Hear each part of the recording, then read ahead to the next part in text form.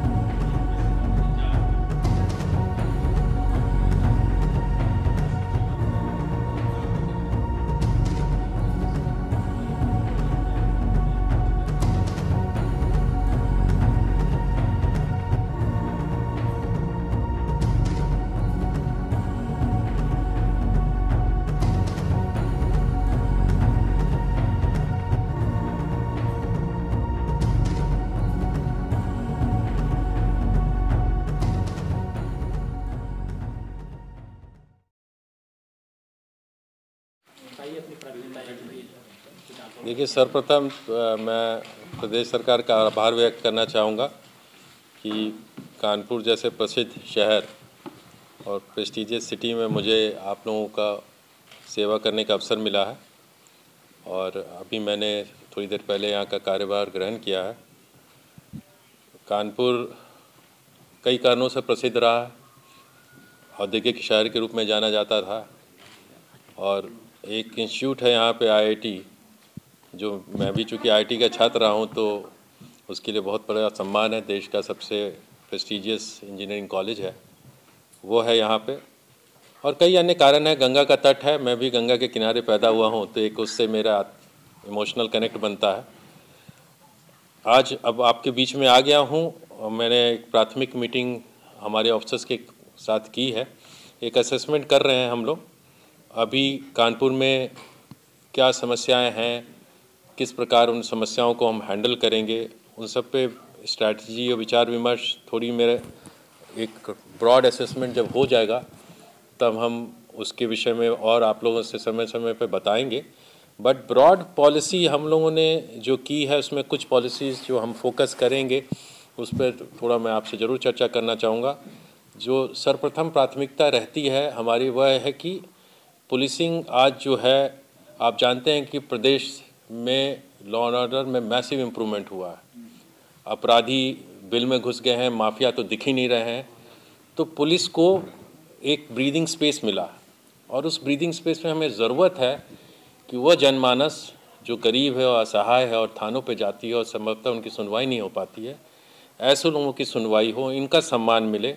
इनके लिए हम क्या इंस्टीट्यूशंस क्रिएट कर सकते हैं, कैसे काम करें, इस पे विचार करने पर और इस पे फोकस रहेगा मेरा कि आम जनमानस को एक अच्छा फीलिंग हो, वो सिटीजन्स जो हैं वो पुलिस से कनेक्ट कर सकें। इस पे कई बार बात हुई है, बट हम लोग कुछ इस पे ज़रूर सिंसियर एफर्ट करेंगे और मैं आपको वादा करता हूँ कि इसमें आपको आने वाले समय में परिवर्तन दिखेगा। तो एक तो सिटीजन सेंट्रिक, वो भी आम आदमी, असहाय आदमी, जो गरीब आदमी है, उसको हम कैसे सम्मान और सहज न्याय दे सकें, मदद कर सकें, उनके सहयोग में कैसे खड़ा हो सके, उस पे फोकस हमारी प्राथमिकता रहेगी।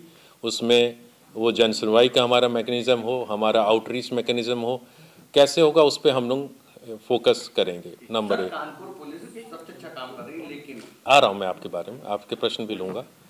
दूसरा बात हम कह रहे हैं कि जो फोकस हमारा रहेगा, वो जो मुझे समझ आई इनिशियल बातों में, वो है शहर में ट्रैफिक व्यवस्था। और ट्रैफिक व्यवस्था मैं कानपुर में बताना चाहूँगा कि मेरे पहली नियुक्ति नहीं है। मैं SP इंटेलिजेंस के रूप में वर्ष 2001 में यहाँ काम किया था। उन दिनों में चूँकि क्रिकेट मेरा शौक़ है, क्रिकेट के खिलाड़ी के रूप में आया था आपके शहर में, और इंटेलिजेंस के दौरान मैं यहाँ पे UP रणजी ट्रॉफी टीम में आया उत्तर प्रदेश की और खेला।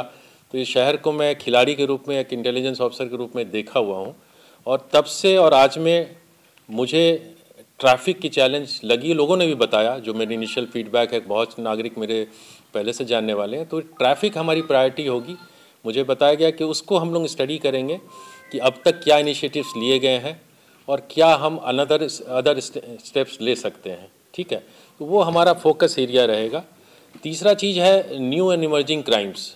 अभी आपको मालूम है कि साइबर क्राइम्स एक न्यू एंड इमर्जिंग क्राइम्स है, और यूज़ ऑफ टेक्नोलॉजी। अब टेक्नोलॉजी का प्रयोग साइबर क्राइम्स को रोकने के लिए या बेटर पुलिसिंग करने के लिए, आईआईटी के होने से हम कैसे उसको लिवरेज करें बेटर पुलिसिंग के लिए टेक्नोलॉजी का, बिकॉज मेरा टेक्नोलॉजी का बैकग्राउंड भी है, तो हम बेहतर टेक्नोलॉजी का पुलिसिंग में और जन डिलीवरी सिस्टम इम्प्रूव करने पे कैसे फोकस करें, क्या क्या कर सकते हैं, इस पे हम लोग विशेष प्रयास करेंगे।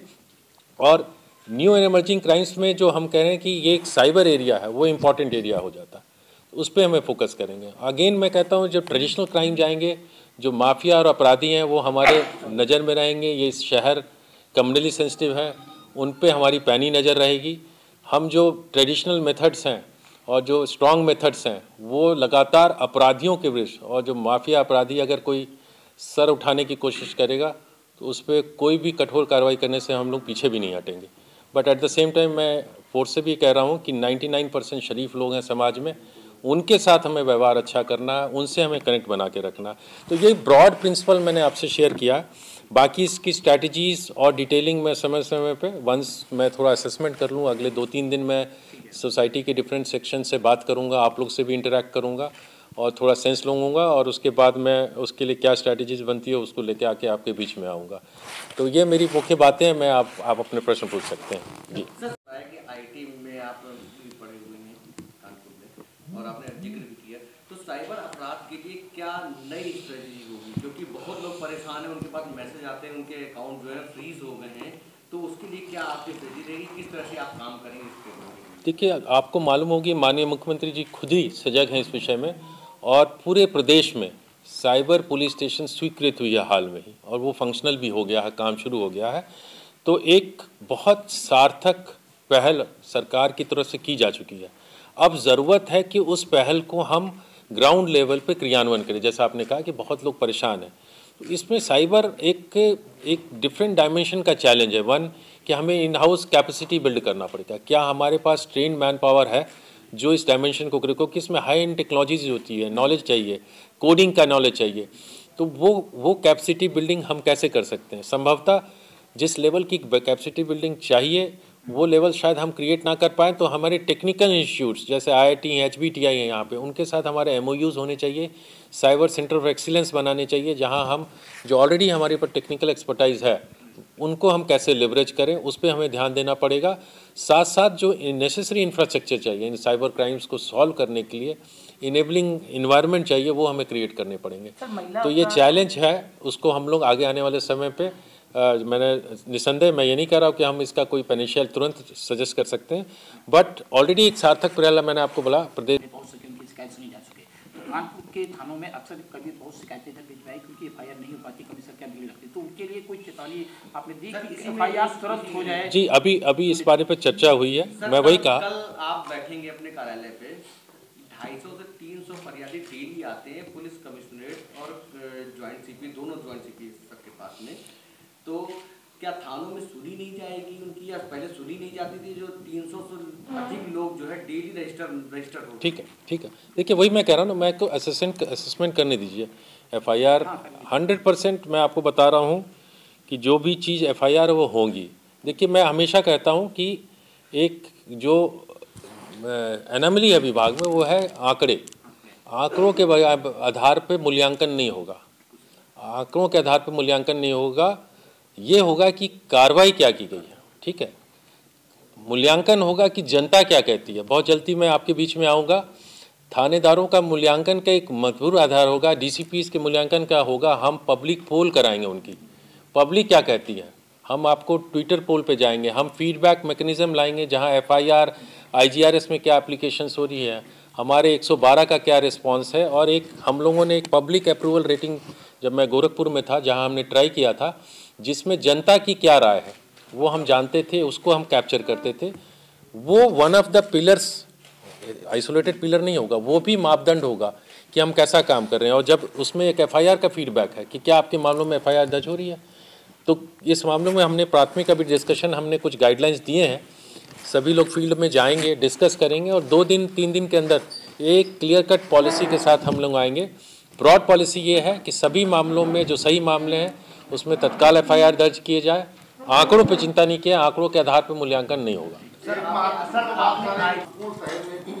बहुत तेजी से देह व्यापार का धंधा फूल रहा है, हर गली मोहल्ले होटल रेस्टोरेंट, लेकिन पुलिसिया जो कार्रवाई एक बृहद स्तर पर होनी चाहिए कि लगातार 10 साल 2 साल से देखते रहो। ठीक है, ठीक है, पॉइंट नोटेड। मैं कहा कि आप लोगों के थ्रू डन पॉइंट। आईजीआरएस का नाम आपने लिया तो मेरा जवाब दे दीजिए कि आईजीआरएस में 74वां स्थान है। कानपुर नगर के कुछ थाने ऐसे भी हैं जिनमें जो है नील पाया गया है, तो इस पे क्या कहें? मैं वही कह रहा हूँ ना कि देखिए, ये public grievance, handling of public grievance, जनता के साथ मिलना, हम लोगों ने अपनी बेसिक चीज़ मैंने अभी कहा है कि डीसीपी सेंट्रिक रहेगा।